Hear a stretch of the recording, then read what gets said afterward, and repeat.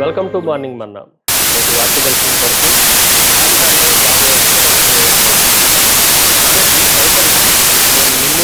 మిమ్మును పోషించదని చెప్పి వారిని ఆదరించి వారితో ప్రీతిగా మాట్లాడెను. మరొకసారి దేవుని వాక్యంలో నుండి ఒకసారి త్రోసివేయబడి మరలా దేవుడి సింహాసనానికి ఆయన అధిరోహించిన తర్వాత తన సహోదరుల పట్ల యేసోబు కలిగి ఉన్న పరిస్థితుల నుండి 4 సాంస్కృతిక సమయంలో మనం విలపించుట. ఈ మాత్రం మనం జాగ్రత్తగా ఆలోచిస్తే యాకోబు మరణాంతరం చనిపోయిన తర్వాత యేసోబు సహోదరులందరూ భావించి వారు ఏడవటం విలిపించడాన్ని మనం జాగ్రత్తగా ఆలోచన చేస్తే తండ్రి మరణించాడు కనుక ఖచ్చితంగా మనల్ని ఆయన ప్రతీకారం తీర్చుకుంటాడేమో, మనం చేసిన కీడును బట్టి యేసోబు మనందరినీ మరలా శిక్షిస్తాడేమో అన్న విధానం వీళ్ళందరూ సహోదరుల హృదయాల్లో వారి భావనలో కనిపిస్తూ ఉంది. వారు విలిపించినట్లుగా దుఃఖించినట్లుగా ఈ వచనంలో నుండి మనం ఆలోచన చేయొచ్చు. రెండో విషయాన్ని మీకు జ్ఞాపకం చేస్తాను. ఇట్ ఈజ్ ఎ వరీ, ఆందోళన, చింత. ఈ మాటను కూడా మనం జాగ్రత్తగా ఆలోచన చేస్తే వీటిలన్నిటినీ బాగా దగ్గరుండి అబ్జర్వ్ చేస్తున్న యేసోబు వారికి ఇస్తున్న అభయాన్ని మనం జాగ్రత్తగా ఆలోచన చేస్తే డోంట్ వరీ, మీరు ఎలాంటి ఇబ్బంది పడాల్సిన అవసరం లేదు, భయపడకుడి, భయపడవద్దు అని వారికి భరోసాని ఇవ్వటం కూడా యేసోబు జీవితంలో నుండి మనం నేర్చుకోవాల్సిన మంచి పాఠం.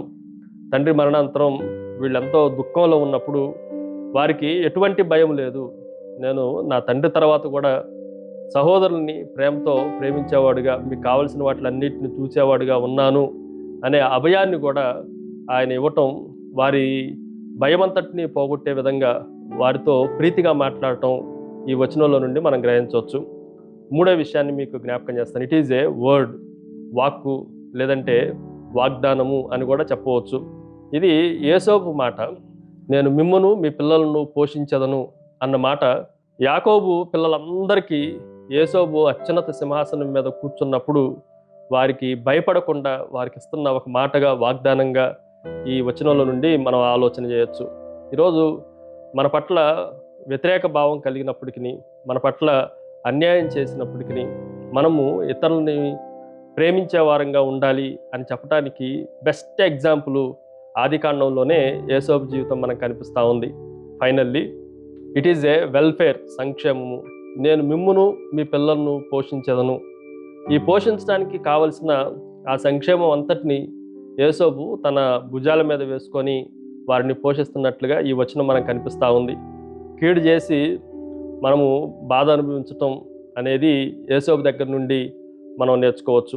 చాలా సందర్భాల్లో మంచి చేస్తే మనకు మంచి చేయబడుతుంది, కానీ కీడు చేసినప్పుడు కూడా మనము మంచి చేసే వారంగా ఉండాలి అనే దైవికమైన యేసోబు జీవితంలో నుండి ఈ ఉదయకాల సమయంలో మనం గ్రహించాలి.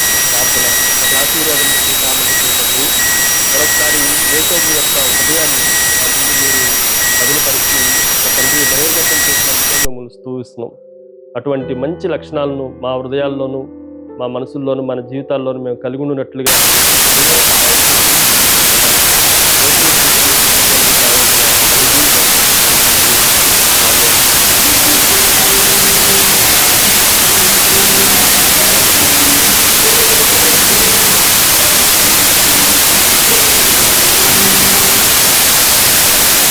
God bless you.